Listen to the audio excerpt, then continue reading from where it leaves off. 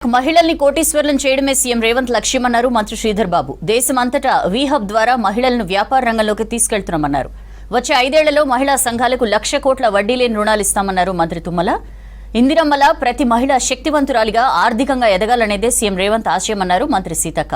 పెద్దపల్లి జిల్లాలో ఇందిరా మహిళా శక్తి సంబరాల్లో పాల్గొన్నారు మంత్రులు. మహిళా సంఘాలకు 9 ఆర్టీసీ బస్సులు అందజేశారు. మహిళలకు ఫ్రీ బస్ జర్నీ కల్పించడమే కాదు, బస్సులకు వారిని ఓనర్లను చేస్తున్నామని చెప్పారు. ఈరోజు మా మహిళా సశక్తి గ్రూపులకు సంబంధించి ఆ గ్రూప్ వాళ్ళు బస్సు కొనుక్కొని ఉంటే ఆ బస్సుకు సంబంధించిన మరి ఆర్థిక వనరులు ఒక పరంగా బ్యాంకు లింకేజ్, ఇంకో పరంగా ప్రభుత్వ పరంగా సదుపాయం కల్పించి ముందుకు తీసుకెళ్లే కార్యక్రమం చేస్తా ఉన్నాం. ఇంకా మీ అందరికీ కూడా తెలుసు, దాంతో ఆగలేదు.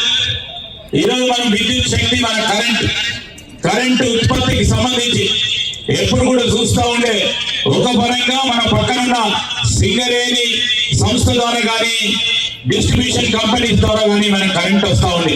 అది ఎవరు ఉత్పత్తి చేస్తుంటే ప్రభుత్వ పరంగా ఉన్న జెన్కో సంస్థను, సింగరేణి సంస్థను, లేకుంటే ప్రైవేట్ రంగంలో ఉన్న సంస్థ వారు జనరేట్ చేస్తే, ఆ విద్యుత్ ఉత్పాదన చేస్తే ఆ ఉత్పాదనకు సంబంధించి ట్రాన్స్ఫార్మర్ అందిస్తా ఉండే. ఇప్పుడు ఏం చేసినారు, మహిళలకే ఆ గ్రూపులకే 1 మెగావాట్ ప్లాంట్ పెట్టాలి, 1 కోటి రూపాయలతో మెగావాట్ ప్లాంట్ పెట్టాలని ఇక్కడ కూడా శ్రీరాంపూర్ లో మీ ఎమ్మెల్యే గారి ఆలోచన మేరకు, మీ విజయనగరం గారి ఆలోచన మేరకు శ్రీరాంపూర్ సంబంధించిన మహిళా గ్రూపుల వారి పరంగా 1 మెగావాట్ సోలార్ పవర్ ప్లాంట్ పెట్టడం జరిగింది. దీన్ని కూడా ఒక ఉదాహరణగా తీసుకొని రాబోయే కాలంలో అన్ని మహిళా గ్రూపులకు సంబంధించి ఈ రోజు కరెంటు ఉత్పత్తి చేసి పక్కనున్న మన సబ్స్టేషన్ కు అందజేస్తే అదే కరెంటు మీకు అందే విధంగా చేసే కార్యక్రమాన్ని చేస్తా ఉన్నాం. రుణమాఫీ, రైతు భరోసా రైతులు జమ చేశాం. కాబట్టి దయచేసి ఏ కార్యక్రమాన్ని కూడా గతంలో ఉన్నట్టు మేము రద్దు చేయట్లేదు. మంచి కార్యక్రమాలన్నింటినీ ఇంకా రెట్టింపు చేసి మీకు అనుకూలమైనటువంటి పద్ధతుల్లో ఈ యొక్క ప్రభుత్వం ముందుకెళ్ళాలని తప్పకుండా ఈ జిల్లాకు సంబంధించి ఇన్ఛార్జి మంత్రిగా అవకాశం ఇచ్చిన రేవంత్ రెడ్డి గారికి, శ్రీధర్ బాబు గారికి, జిల్లా శాసనసభ్యుడికి, మిగిలిన మంత్రులకి మీ అందరికీ ధన్యవాదాలు. ఒక వ్యవసాయ జిల్లాకి వ్యవసాయ మంత్రిగా నాకు అవకాశం ఇచ్చారు. అందుకనే విజయరమణ గారికి చెప్తున్నా, నువ్వు ఆయిల్ ఫామ్ నేర్పించాయా, ఆ ఫ్యాక్టరీ కూడా శంకుస్థాపన చేశాను. త్వరలో ఆ ఫ్యాక్టరీని కూడా ప్రారంభించే కార్యక్రమం చేయండి. ఇప్పుడు వేసేటటువంటి పంటల కంటే ఎక్కువ ఆదాయం వచ్చేటటువంటి పంటలు మనం ఎంచుకోవాలి. ఎక్కువ ఇబ్బందులు లేనటువంటి పంటలు మనం నేర్చుకోవాలి. ఈజీగా మనకి ఆదాయం వస్తే ఈ వరిలో పత్తి, మిర్చి వల్ల రైతులు నష్టపోకుండా, కష్టాలు పాలవకుండా ఉంటారు. తప్పకుండా నువ్వు ఆయిల్ ఫామ్ వేయించమని చెప్పి ఆయన గారి మీద ఒత్తిడి తీసుకొస్తున్నారు. కాబట్టి అన్ని జిల్లాల్లో కూడా ఆయిల్ ఫామ్ ఫ్యాక్టరీలు వస్తాయి, ఆయిల్ ఫామ్ వ్యవసాయం జరుగుతుంది.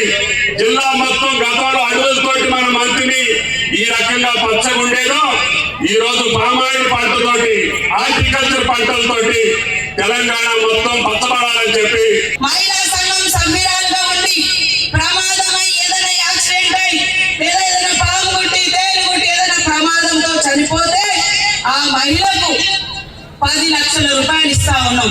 అదే కాకుండా మీరు లోన్ తీసుకొని ఉంటారు, కట్టలేరు, కానీ లోపు ఏదో మరి ఆ సభ్యురాలు చనిపోతుంది, ఆ కుటుంబం మీద భారం పడకూడదని దాదాపుగా 2 లక్షల వరకు లోన్ బీమా కూడా మనం పెట్టడం జరిగింది.